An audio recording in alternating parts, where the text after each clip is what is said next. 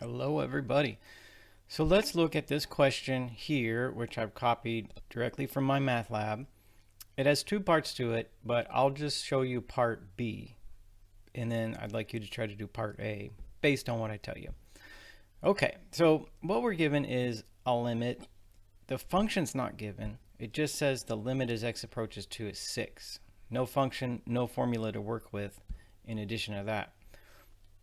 Beyond that initial statement, it says to find, now this is a Greek letter called delta, all right, satisfying each statement. Now that needs quite a bit of background, I think, before I show you how to solve it. And I will tell you that it deals with the precise definition of limits as a mathematician or engineer would apply it. Okay, and here is that precise definition. Suppose I tell you that for some function, the limit as x approaches 2, f of x is equal to 6. Here's what that means. It means for every, now this number is called epsilon, for every epsilon greater than 0, no matter how small, there is this number is called delta, delta greater than 0, such that if x is within delta of 2, meaning like delta close to 2, or within a distance of delta of 2, then y will be within epsilon of 6, or epsilon close to 6. Okay? So that's how a mathematician would express it. Now, that's not how we've seen it in assignments up to this point. So far, we've solved limit problems by making tables or looking at graphs or simplifying functions and that sort of thing. We don't normally start with this limit definition because it is, I think, a little harder to understand. But here's what it says. It says, if I could put it in my own terms, if the limit as x approaches 2 for some function f of x is equal to 6, that means I can make y as close to 6 as you could possibly imagine by putting the x sufficiently close to 2. Does that make sense? I can get that y as close to 6 as you can possibly imagine just by putting x sufficiently close to 2. Now those numbers that are measurements of the word close, as I was just using it, are epsilon and delta.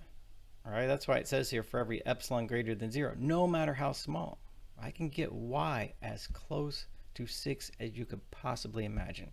I just have to put x sufficiently close to 2. So that's how I would express the limit definition in terms of this one, the limit as x approaches 2, f of x equals 6. Now, I think that in addition to this, it's good to have some visualizations. Some people, to understand math, they really need some kind of mental image or picture to go along with it, and then some people don't. So I'm going to try to appeal to you, those of you who need a picture, all right? So think of it like this. I just told you that I can put y as close to 6 as you can possibly imagine. I just have to have x sufficiently close to 2. Okay? So that would look like this. See, here's 6. It says the limit as x approaches 2 is 6. So there's 6, and there's 2. And what I'm seeing, if this is the graph of that function f of x, even if it isn't a line, it doesn't even have to be a line, but let's just say that we get the graph, we look at it, we see it. What it means is, yeah, the y will be up here if the x is down there. That's just how it works. You know, this is the x-axis, that's the y-axis. This is an interval that's within delta distance of 2, and this is an interval within epsilon distance of 6. And all those points are connected by the graph being what it is. And sure, if you want the y epsilon close to 6, that means up here in this interval, then all you got to do is put the x within delta distance of 2. It just works like that. So you can think of it that way. Now, I think I'll use that style of thinking to solve this problem. If I look at part B, here's what it says. Okay, it doesn't quite say it in the way that I did. Notice the absolute value. It says the absolute value of x minus 2 is less than delta. Well, the absolute value is a measurement of distance, of how close the number x is to 2. And we said we wanted it to be within delta. Okay, delta close.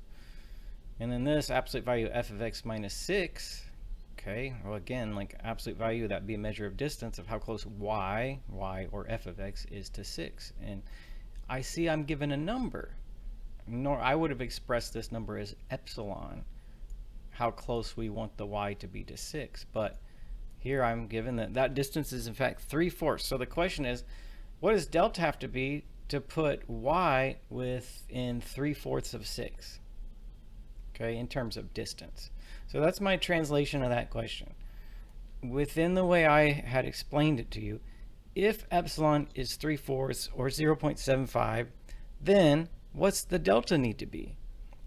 Now, in this question on my math lab, it was given to me that all the details of this function are in this graph. That's all I have to go by. But I think that that's perfect for solving it, okay? Because think about it. When I showed you the picture over there, I said, well, look, if you want the y to be this close to 6, you just got to put the x down here this close to 2. If x is in this interval surrounding the 2, as a result, the y will be in this interval surrounding the 6. You're in fact telling me that I would like to be within 0.75 of 6 for y. So I can count on this scale. I can see, well, I got 4 marks here, 4 spaces between 6 and 7 and 8 and all. So the scale here is by 0.25, okay? And if you want to know what's it going to take to be within 0.75 of 6, then I go up 3 spaces on my graph up and down, and that would put me in the interval of 6.75 and 6.25. That's what epsilon being 0.75 means. And just corresponding points for x would take me over here to the graph and then down there on the x-axis. And then I get this mark and this mark. And I'm just going to have to figure out what the scale is down there and figure out what those numbers are. Okay?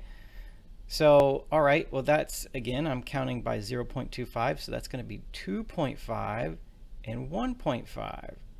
Or what's that make delta? That makes delta 0.5. Okay? 0.5 to the right, 0.5 to the left. To make epsilon 0.75, up or down from 6, then delta is going to be 0.5 distance right or left from 2. Okay? But even without delta and epsilon known, remember what it means. If x is down here, y is up there. Okay, so maybe a complicated idea, but once you understand what it's asking for, based on the information in this graph, is pretty easy to solve, I think. Just figure out what the interval is based on what epsilon is and the limit that you're given to start with. Trace it down here to the graph and the x-axis. That gives you your interval for x, and so on.